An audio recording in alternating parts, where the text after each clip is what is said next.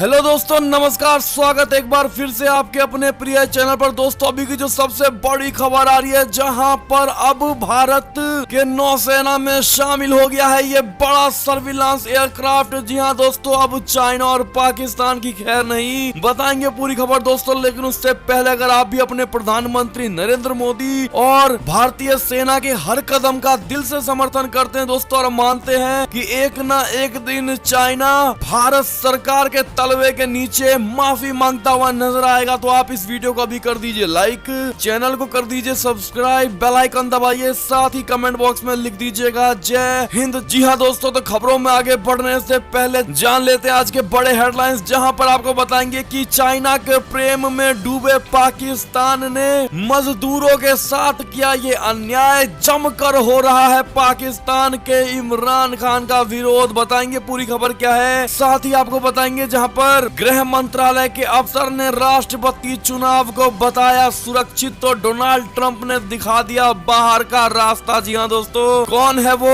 और पूरी बात क्या है बताएंगे आपको दोस्तों। साथ ही बताएंगे जहां जम्मू कश्मीर के जंगलों के आसपास रहने वालों को अब मिलने वाला है ये अधिकार। साथ ही तुर्की के S-400 को जवाब देने के लिए ग्रीस ने अमेरिका से मांगा ये एयरक्राफ्ट। जी हां दोस्तों, बताएंगे ये भी पूरी खबर। साथ ही बताएंगे जहां पर अमेरिका अब पाकिस्तान पर दबाव डाल रहा है दोस्तों, किस बात को लेकर ये भी डिस्कस करेंगे आज। साथ ही आपको बताएंगे जहां पर अमित शाह ने दिल्ली को लेकर लिया ये बड़ा एक्शन। और दोस्तों, जो लोग बिहार से जुड़े हैं उनके लिए छठ पूजा से भी जुड़ी बड़े खबरें लेकर आए हैं, जहां पर कौन कौन सी जगहों पर छठ पूजा आप मना पाएंगे, सब बताएंगे दोस्तों। तो बने रहिएगा वीडियो के अंत तक, और अंत में इस वीडियो को हमेशा की तरह पूरे भारत में अपने भाई बंधुओं में व्हाट्सएप, फेसबुक, ट्विटर के जरिए शेयर करना बिल्कुल मत भूलिएगा दोस्तों। तो अब चलते हैं पहली और सबसे बड़ी एक्सक्लूसिव खबर की तरफ, जहां पर अब चाइना पाकिस्तान की खैर नहीं, भारतीय नौसेना को मिला ये खतरनाक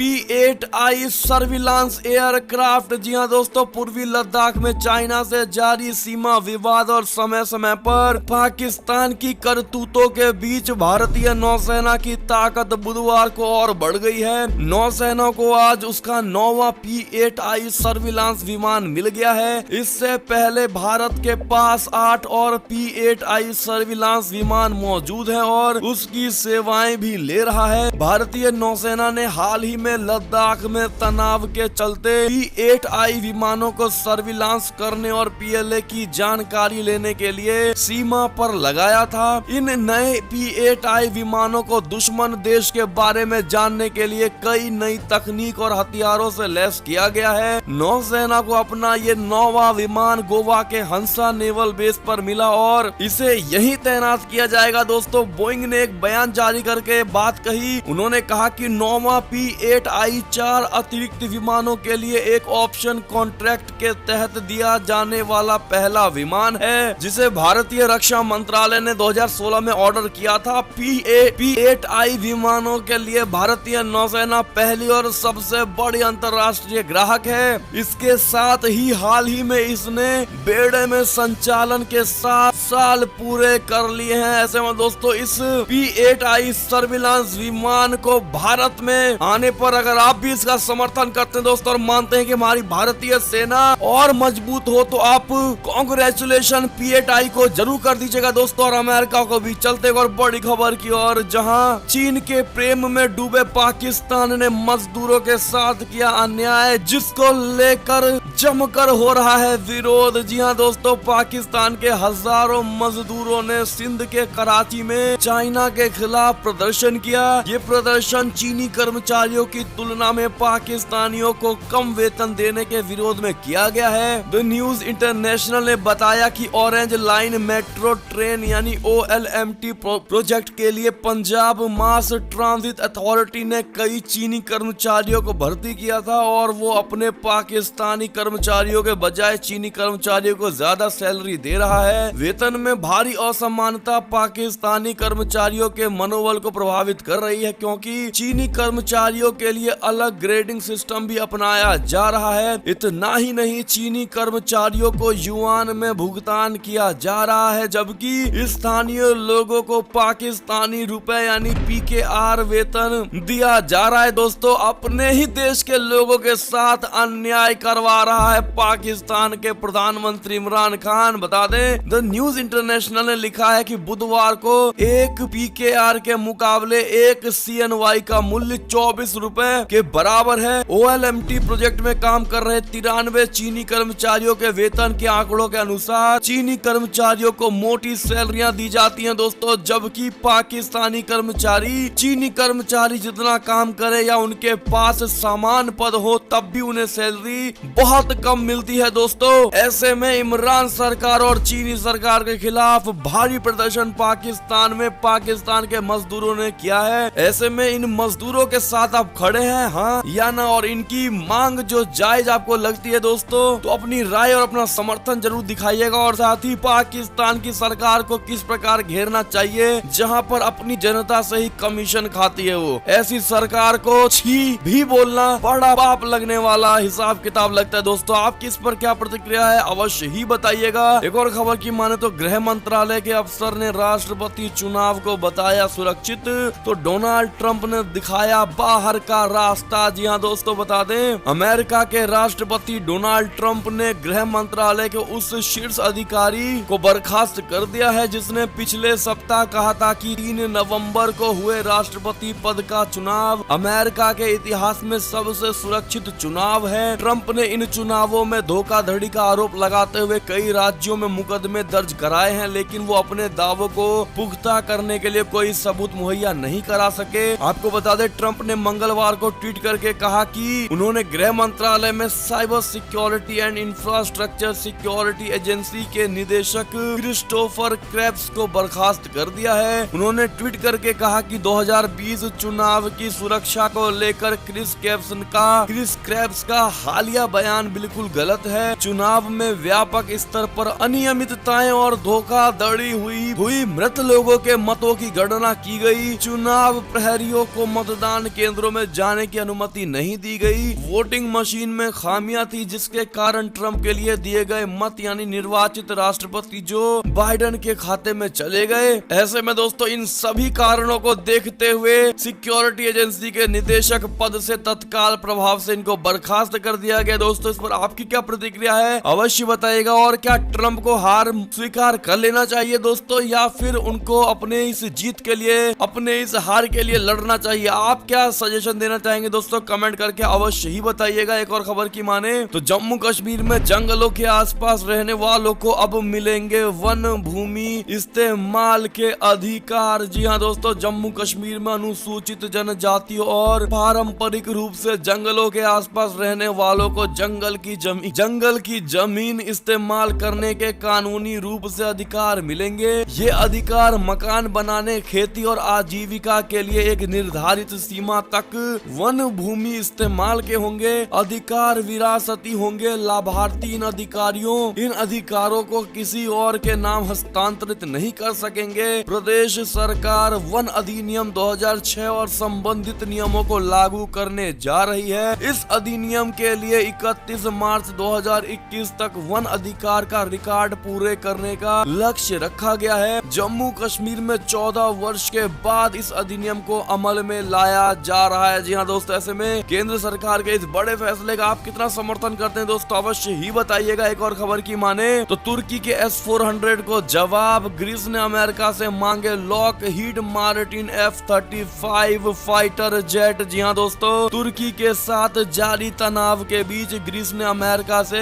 लॉकहीड मार्टिन F-35 फाइटर पर जानकारी मांगी है। रिपोर्ट्स के मुताबिक ग्रीस 18 से 24 के बीच जेट्स की खरीदने के बारे में सोच रहा है। देश के प्रोटोथीमा अखबार के मुताबिक एक आधिकारिक पत्र अमेरिका के रक्षा मंत्रालय को ग्रीस के रक्षा मंत्रालय की ओर से 6 नवंबर को भेजा गया था। जी हाँ दोस्तों, आपको बता दें कि अखबार ने दावा किया है कि ग्रीस ने एक और खबर की ओर चले दोस्तों, तो भारत के लिए खुशखबरी की खबर, जहां चाइना से टक्कर के लिए हिंद महासागर में नया कमांड बनाएगी अमेरिकी नौसेना। जी हां दोस्तों, हिंद महासागर पर राज करने के चीनी ड्रैगन के मंसूबों को अमेरिका ने करारा झटका दिया है। अमेरिकी नौसेना के प्रमुख केनेथ ब्रेथवेट ने कहा है कि वो हिंद महासागर में यूएस नेवी का एक नया कमांड बनाना चाहते हैं। इस कमांड के पास हिंद महासागर के साथ साथ उससे लगे प्रशांत महासागर के इलाके में निगरानी का जिम्मा होगा। केनेथ ब्रेथवेट ने ये ऐलान ऐसे समय पर किया है जब भारत और अमेरिका की नौसेनाएं जापान तथा ऑस्ट्रेलिया के साथ मिलकर अंडमान के पास हिंद महासागर में मालाबार युद्धाभ्यास कर रही है। केनेथ ने कहा, हम जापान के साथ में बेड़े पर केवल भरोसा नहीं कर सकते हैं, हमें अपने अन्य सहयोगियों और भागीदारों जैसे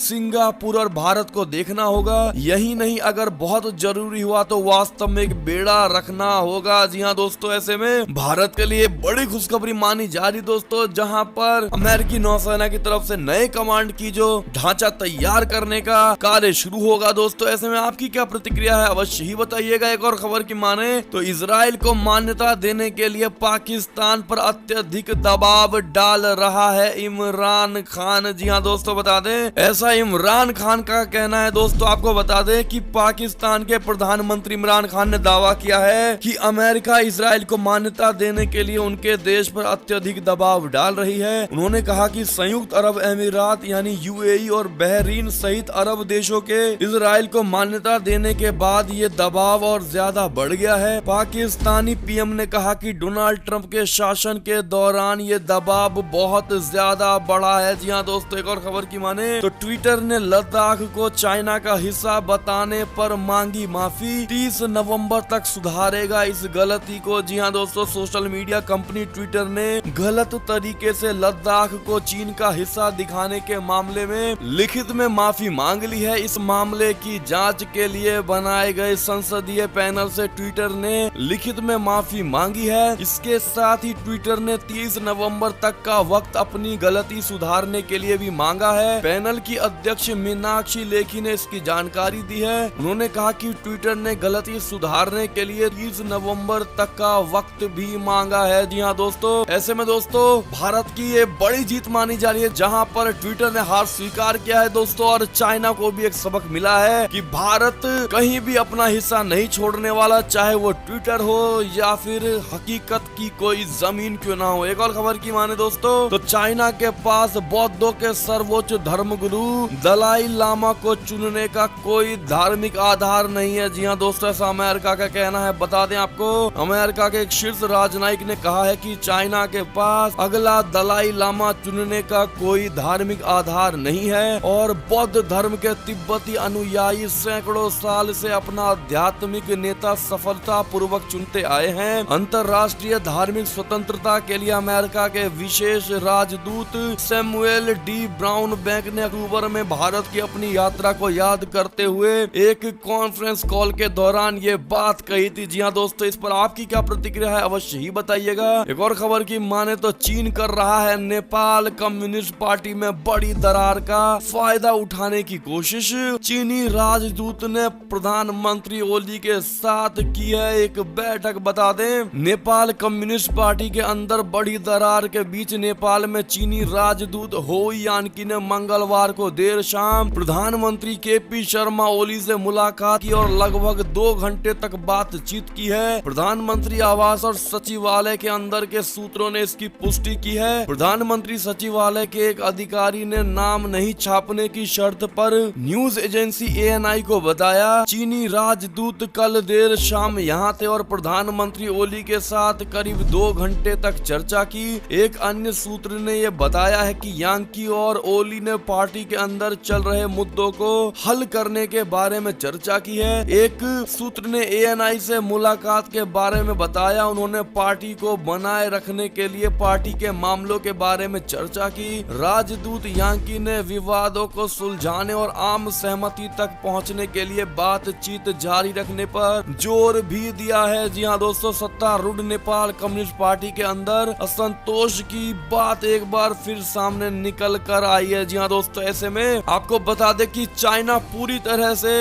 नेपाल पर कब्जा करने की कोशिश कर रहा है दोस्तों, नेपाल को अपने वश में करने की पूरा प्रयास कर रहा है। इस पर आपकी क्या प्रतिक्रिया और भारत को किस प्रकार से जवाब देना चाहिए दोस्तों, और भारत को फिर से नेपाल वाले वो पुराने रिश्ते कैसे कायम रख सकें, इस पर किस प्रकार से विचार करना चाहिए दोस्तों, और चाइना को नेपाल के आसपास भी ना भटक पाए इस तरह की नीति किस प्रकार से अपनानी चाहिए, इन सभी का जवाब कमेंट सेक्शन में अवश्य लिखकर बताइएगा दोस्तों। एक और खबर की माने तो प्रधानमंत्री नरेंद्र मोदी आज बंगलुरु प्रौद्योगिकी शिखर सम्मेलन 2020 का करेंगे उद्घाटन। जी हाँ दोस्तों, एक और खबर की ओर चले तो कोरोना वैक्सीन पर बड़ी खुशखबरी, जहां भारत ने 150 करोड़ डोज कर ली है एडवांस बुकिंग। जी हाँ दोस्तों, भारत सहित दुनिया के कई देशों में कोरोना टीकों का ट्रायल अंतिम चरण में है। कई कंपनियों ने ट्रायल में अच्छे परिणाम को देखते हुए बड़े पैमाने पर उत्पादन शुरू कर दिया है, तो बड़े देशों के बीच इनकी खरीद और सौदों को लेकर होड़ मच गई है। ऐसे में भारत ने भी 150 करोड़ से अधिक डोज खरीद के लिए बात फाइनल कर ली है। वॉल स्ट्रीट जर्नल की एक रिपोर्ट के मुताबिक कोविड-19 वैक्सीन डोज खरीद प्रतिबद्धता के मामले में भारत तीसरे नंबर पर है दोस्तों। ऐसे में जितने भी भारत सरकार यानी मोदी सरकार के खिलाफ है दोस्तों, और जो विपक्ष पार्टी है उनको लगता है कि मोदी सरकार कोरोना पर कोई कार्य नहीं कर रही है दोस्तों, लेकिन इस बड़ी खबर से ये साफ हो जाता है कि मोदी सरकार ने एडवांस में ही वैक्सीन की बुकिंग करा ली है दोस्तों। ये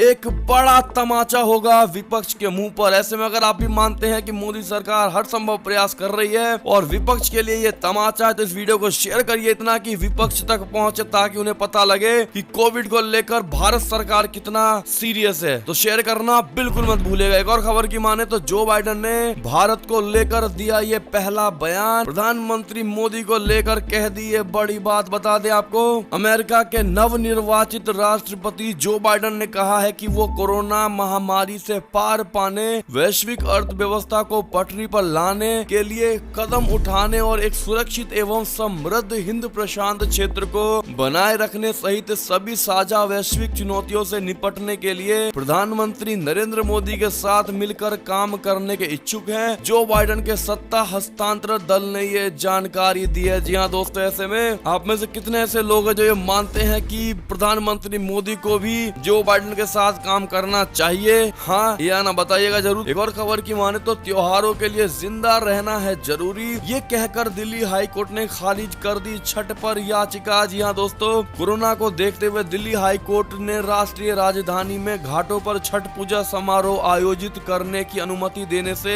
इनकार कर दिया है। हाई कोर्ट का कहना है कि याचिकाकर्ता दिल्ली में कोरोना की स्थिति से अनभिज्ञ है। हाई कोर्ट ने कहा है कि किसी भी धर्म के त्योहार को मनाने के लिए आपको सबसे पहले जीवित रहना होगा। आपको बता दें कि दिल्ली में कोरोना के बढ़ते मामलों के बीच छठ को लेकर सियासत तेज हो गई है। बीजेपी ने केजरीवाल सरकार से जवाब मांगा है तो आम आदमी पार्टी का कहना है कि सार्वजनिक जगहों पर भीड़ जमा होने से खतरा है। सार्वजनिक जगहों पर छठ को लेकर भीड़ का हवाला देकर सरकार ने इसकी मनाही की है। ऐसे में दोस्तों, महाराष्ट्र सरकार ने भी लोगों से अपने घरों पर ही छत पर ही छठ पूजा मनाने की अनुमति दी है दोस्तों। बाहर निकलने को साफ इनकार किया है, और अब दिल्ली सरकार और अब दिल्ली की अरविंद सरकार ने भी दोस्तों मना कर दिया है। इस पर आपकी क्या प्रतिक्रिया है अवश्य बताइएगा। क्या आपको लगता है कि छठ पूजा को इस प्रकार से रुकना चाहिए? क्योंकि जिस प्रकार से छठ पूजा के लिए एक सबसे व्यवस्थित जगह नहरों के आसपास होती है दोस्तों, और घाट सबसे अच्छी जगह माना जाता है, और उसी को मना कर देना आपके संदर्भ में देखते हैं अवश्य बताइएगा। और ये थे अब तक की सारी बड़ी खबरें। आपको हमारी खबरें कैसी लगी दोस्तों? आशा करता हूँ काफी अच्छी लगी होगी। अगर तनिक भी अच्छी लगी है तो इस वीडियो को अभी अपने भाई बंधुओं में व्हाट्सएप, फेसबुक, ट्विटर के जरिए पूरे भारत में शेयर करना बिल्कुल मत भूलेगा दोस्तों। और अभी कर दीजिए इस वीडियो को लाइक, चैनल को कर दीजिए